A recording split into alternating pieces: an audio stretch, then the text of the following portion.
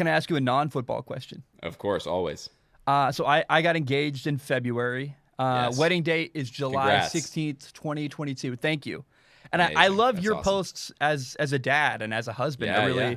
I go like, man, that like you look like you're doing great. It's Instagram, but I'm like, I'd still like, it looks impressive. And I'm curious if you had any advice just as a dad and as a father.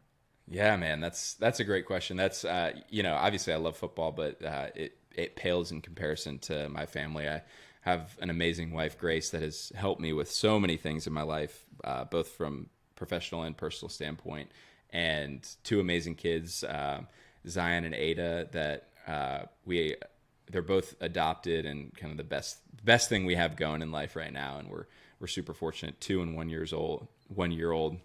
And I think the biggest thing, I guess, piece of advice I can offer is like, you're never going to regret making decisions that have the best interests of your wife and your kids in mind. Like, I just think in life, making the sacrifice of family for other reasons is like, it's really never worth the trade-off. Like, I always kind of take the opinion, like, if I'm putting my family first, like, the rest will take care of itself. And so that's one thing. And then also, I guess maybe like more specifically from a parenting perspective, this is a lesson I learned the past couple of years, is that, time is like, quality time is obviously, something everybody talks about as being really important as a parent. And I think I really stress like the quality of that time. And so for me, like, obviously there's so many thoughts going on in my head, and I'm working on these projects and getting up early in the morning and coaching and doing all these different things. But for me, like, there's something about like being able to like ground yourself in your body, in your time that you have with your kids. And like, for me, it literally means like sitting down on the floor with my kids and playing with them. And it sounds really simple, but like, I think there's like something to like embodying that experience and not letting yourself drift off, because it's so easy, even when you're around your kids, to like jump on your phone and do all these different things. And I think what I've realized is like those bonds and connections have grown so much from literally just like sitting on the floor with them for 20 or 30 minutes and playing with them, and getting on their eye level. Like, I think that's a really big thing for a parent, is like to literally be on eye level with your kids. And I think about that in a more like abstract sense with my players. Like, what does it look like for me to get on eye level with my players, and try to understand their experience and not just come at it from kind of my ivory tower. So, I think that's huge. And I think, one of the things that I've learned most as a married man is that, what you really do is like, you end up in successful marriages, like, you bring out the best in each other.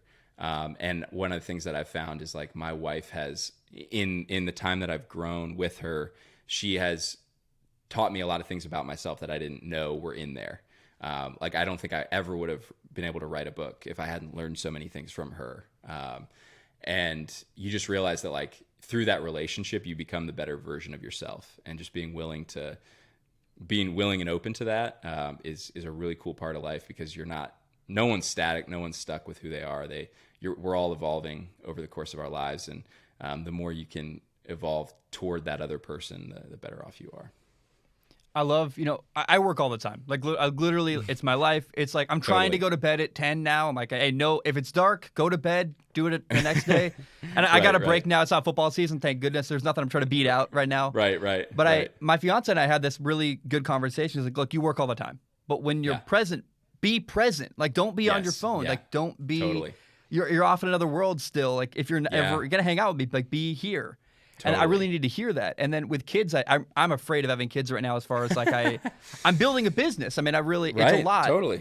And it's encouraging to hear you say that you'll never regret prioritizing them, because I know at some point when I have kids, it's going to be something I have to make a shift at work a little bit.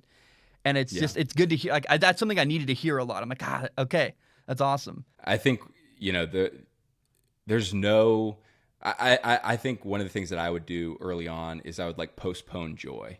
I was like, I'll be happy when X, Y, or Z happens. And then I would achieve these things. And then I was like, oh man, I actually don't feel much different. And so one of the things that like the shifts that we've tried to make in our life is like capturing joy, like right there where it is. Like if I'm enjoying, time with my kids, I'm going to like enjoy that moment, and I'm not going to like postpone it and say like, oh, when I have more time, or when there's always these like caveats we put on things. And so trying not to postpone those things, but like really being present in the moment and enjoying the things that life has to offer us right now, I think is highly valuable. One of the things that I always talk to my team about is, the more you can ground yourself in the present, the happier you're going to be in your life.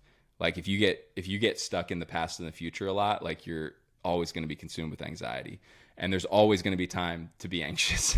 And so the more you can find yourself in the present moment, which is what we try to create with our football program, is like just to be present as much as possible. And I think it's a relief for people to be present. It's like, it's really nice. It's a nice change up from our modern world. Dude, it's been really hard. I've been moving. I moved in 3 weeks. I'll be living in Hawaii full time. Oh my goodness. It's been but it's been months and months of preparation. I'm sure. Like the cats are the hard. You'd never believe the cats are so hard to get on the island. And I would imagine. Yeah, I'm shipping my car. What's today? Thursday? Tomorrow. Shipping my car off. Wow. And it's been the hardest thing to say. I'm in the Portland area. I'm like, no, it's still beautiful here. It's still green. I got to enjoy my walks. Like, because I totally keep wanting to look ahead. I'm like, no, you'll get there. For sure. But enjoy now. And that's been so difficult. Totally. No, it's a very hard lesson to learn, but I think I'm a little bit like, I definitely studied some philosophy in college and different things like that. And I've, we try to do a lot of like meditation, breath work, different things like that. And I really struggle to stay in the present moment, but it's something I'm really working at. And it just makes life better, man. It really does. Like if you're able to do it, it really does help a lot.